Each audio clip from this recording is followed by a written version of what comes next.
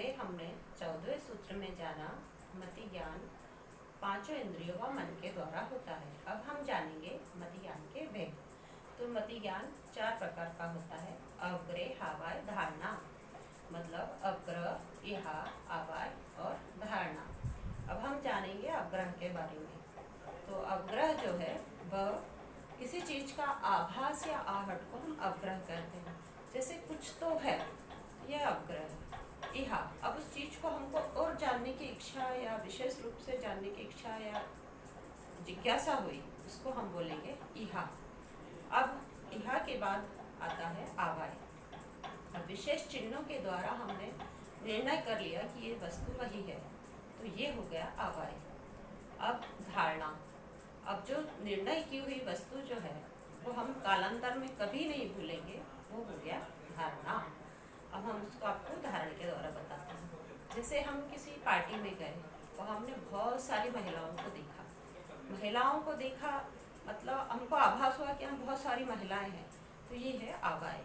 अब हमको उसमें एक बहुत सुंदर सी महिला दिखाई दी, उसको हमको जानने की इच्छा हुई, ये कौन है, कहाँ से आई है, क्या करती है, तो ये हो गया इहा, यानी इच्छा और जिज्ञासा को हम इहा कहते हैं। अब उसके बाद आवाय आता है। अब हमने उसके वेशभूषा, बोलचाल, भाषा से पता किया कि वो महाराष्ट्रियन साड़ी पहनी हुई है, मराठी में बात कर रही है, उसका नाम सिद्धि है, तो ये हो गया आवाय। अब आता है धारणा। अब हम कालांतर में कभी नहीं भूलेंगे कि वह सुंदर सी महिला जो हमें मिली थी, उसका नाम सिद्धि है और वो महाराष्ट्रियन है और उसका लैंग्वेज मराठी है। अब हम एक और आपको दूसरे उदाहरण से समझाते हैं।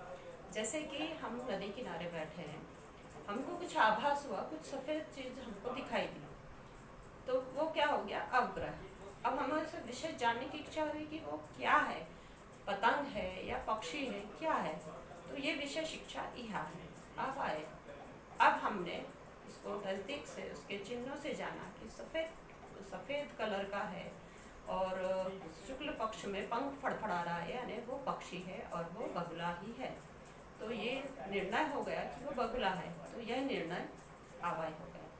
अब रहा धारणा।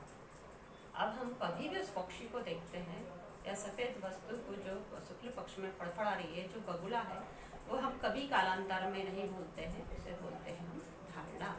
अब हमारा अगला प्रश्न है कि पदार्थों के कितने भेद होते हैं।